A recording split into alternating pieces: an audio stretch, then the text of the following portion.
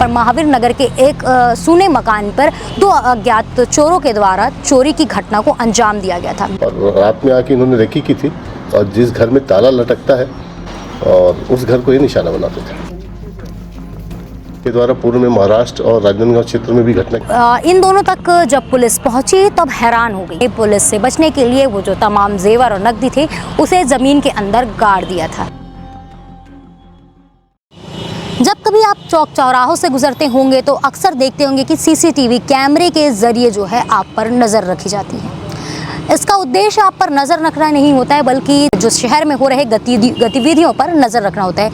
ये एक मुहिम है, अभियान है, दुर्ग पुलिस के द्वारा चलाया जा रहा है, जो त्रिनेत्र के नाम से जाना जाता है, जिसके ज़रिए जो है शहर में हो रहे अपराध को कंट्रोल में रखने के लिए और जब कभी भविष्य में अपराध हो जाए तो उसके आरोपियों तक पहुँचने के लिए सरल उपाय होता है। आज इसी त्रिनेत्र के माध्यम से एक चोरी की वारदात को अंजाम देने वाले एक गिरोह को जो है पकड़ा गया है। गिरोह क्यों बोल रही हूँ मैं आपको विस्तार पूर्वक जब बताऊंगी तो आपको समझ आ जाएगा। ये पूरा मामला 24 जून का है, जहां पर दुर्ग कोतवाली के अंतर्गत एक मामला सामने आया, जहां पर महावीर नगर के एक सूने मकान पर दो अज्ञात चोरों के द्वारा चोरी की घटना को अंजाम दिया गया था। घर में रखे तमाम जो जेवरात थे, कैश नकदी थे, उसे चोर लेकर जो है फरार हो गए थे। इसकी सूचना जैसे दुर्ग पुलिस को मिली, इस पूरे केस को गंभीरता से लेते हुए दुर्ग पुलिस ने तमाम सीसीटीवी फुटेज को खंगाला और साथ ही अपने मुखबिरों को भी जो है एक्टिव कर दिया। लेकिन इसी के दौरान सीसीटीवी का जब देखा गया तब उस सीसीटीवी में दो संदिग्ध आदमी जो हैं नजर आए, जिसकी पूछताछ जो करी गई और करने के बाद में उन दोनों की पहचान हुई। रंजीत डेहरे 23 वर्षीय, ग्राम राजनांदगांव, रोहन मार्कंडे रहवासी नागपुर। इन दोनों के द्वारा एक स्प्लेंडर गाड़ी में जो है इस पूरी घटना को अंजाम दिया गया था और अंजाम देने के बाद में ये दोनों की तलाश की गई और तलाश करने के बाद में इन दोनों का जो लोकेशन है केकरास बोर्ड खैरागढ़ का बताया गया, जहां पर मौके पर पुलिस पहुंची और पुलिस पहुंचने के बाद में दोनों व्यक्तियों से सख्ती से पूछताछ की गई और पूछताछ करने के बाद में इन दोनों ने चोरी की घटना जो इन्होंने महावीर नगर में की थी उसे स्वीकार किया।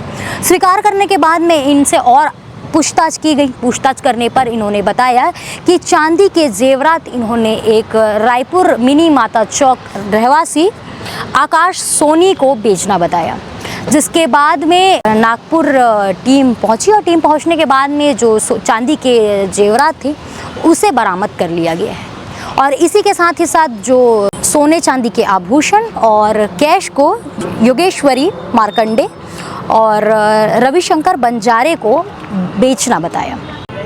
इन दोनों तक जब पुलिस पहुंची तब हैरान हो गई। हैरान होने की वजह ये थी कि जब इनसे पूछताछ की गई तो इनसे बातें पता चली कि इन्होंने पुलिस से बचने के लिए वो जो तमाम जेवर और नकदी थे उसे ज़मीन के अंदर गाड़ दिया था और गाड़ने के बाद में उस पूरे जो चोरी के सामान थे उसे जो है इन दोनों के पास से बरामद कर लिया गया था। चांदी के जेवरात भी बरामद कर लिए गए थे और इन दोनों के पास से सोने और जो कैश नकदी थे उसे बरामद कर लिया गया था, जिसके बाद में दुर्ग पुलिस ने आज इन पूरे अपराधियों को लाकर प्रेस कॉन्फ्रेंस रखी गई है और ब्रीफिंग की गई है कि किस प्रकार से इन सभी ने इस चोरी की घटना को अंजाम दिया और अंजाम देने के बाद में किस प्रकार से ये पूरे नकदी सोने को खपाने के फिराक में थे। इसके साथ मैं आपको बता दूं, पूरे जब सामान को जब्ती किया गया तो उसमें से जितने जेवर और चांदी बरामद हुए उसकी मैं रकम आपको बता दूं, जिसमें से 332 ग्राम सोना, वही 3 किलो 300 ग्राम चांदी और साथ ही 9,76,000 रकम जो है इन चोरों के द्वारा बरामद की गई है और साथ ही प्रयुक्त हुए जो बाइक थी उसे भी जो है जब्ती बना लिया गया है। अब इस मामले को लेकर एसपी साहब ने ब्रीफिंग दी है, क्या कुछ उनका कहना है सुनिए आगे बाइक में। जिसमें जो प्रार्थी है वो घर से बाहर गए हुए थे और घर में ताला लगा हुआ था। वहाँ पे एक चोरी की घटना हुई थी और चोरी की घटना सीसीटीवी फुटेज भी उसका प्राप्त हुआ था और जैसे ही घटना का पता लगा थाना प्रभारी और उनकी पूरी टीम और साथ में एसीसीयू की टीम मौके पे पहुंची थी और एफएसएल की टीम को और फिंगरप्रिंट एक्सपर्ट को भी वहाँ पे तलब किया गया था और जो सीसीटीवी फुटेज प्राप्त हुआ था और कुछ टेक्निकल डिटेल वहाँ से लिया गया था, उसके आधार पे कुछ संदिग्ध लोगों के बारे में जानकारी प्राप्त हुई थी। उन संदिग्ध लोगों का जब लोकेशन लिया गया तो वो लोकेशन स्टेट से बाहर का आया। तत्काल एक टीम उनको पकड़ने के लिए बाहर गई थी, नागपुर गई थी और वहाँ से आरोपियों को पकड़ा गया, पूछताछ की गई और पूछताछ के दौरान ये ज्ञात हुआ कि पुराने आरोपी हैं ये, और इनके पास से जो घटना में ज्वेलरी चोरी की गई थी वो बरामद हुई। शुरुआत में जब एफआईआर हुआ तो ज्वेलरी मशरूका का पता नहीं था कितना है, परंतु बाद में जब प्रार्थी वापस आए तो उन्होंने जो जानकारी दी उसके आधार पे कथनों में वो चीज़ें आई थी, और कुछ एक आइटम को छोड़ के लगभग पूरा सामान और कैश जो था वो बरामद हो चुका है। पूरी मशरूका लगभग 50 लाख की है। इसमें लगभग 10 लाख का कैश है, 332 ग्राम सोना है, करीब 3.25 किलो 3.5 किलो चांदी है, एक बाइक है, और घटना में जो प्रयुक्त होने वाला मोटरसाइकिल है वो भी जब्त हुआ है। और इनके द्वारा पूर्व में महाराष्ट्र और राजनांदगांव क्षेत्र में भी घटना की गई है, और पूरी पतासाजी एससीसीयू और दुर्ग पुलिस के दुर्ग थाने के स्टाफ के द्वारा की गई है। इसमें 2 मुख्य आरोपी थे जिन्होंने चोरी किया था, बाकी उनके घर के परिजन हैं जिन्होंने उसको छुपाने में मदद की थी। एक ज्वेलरी शॉप वाला भी है, ज्वेलर्स भी है, वो भी इसमें पकड़ाया है। क्या ज्वेलर्स पहले से सांठगांठ थी उनकी? अब ये विवेचना का हिस्सा है, परंतु जो आरोपी थे, मुख्य आरोपी, उनसे पूछताछ में उसने बताया कि मैंने इसको बेचा है, तो फिर वहाँ से जब्त हुआ। सर आरोपी का जानते थे इन परिवारों को वहाँ पे? आरोपी ने रेकी की थी क्योंकि ये इस एरिया से परिचित थे, और रात में आके इन्होंने रेकी की थी, और जिस घर में ताला लटकता है और उस घर को ये निशाना बनाते थे। सर रोशनलाल की खिड़की कैसे तोड़े थे? वो खिड़की जो है कांच का बना हुआ था, और वो दीवार फांद के अंदर आए, परंतु जहाँ पे रोशनदान था उसके ठीक ऊपर सीसीटीवी भी था। 2 दिन में कितना चोरी की थी?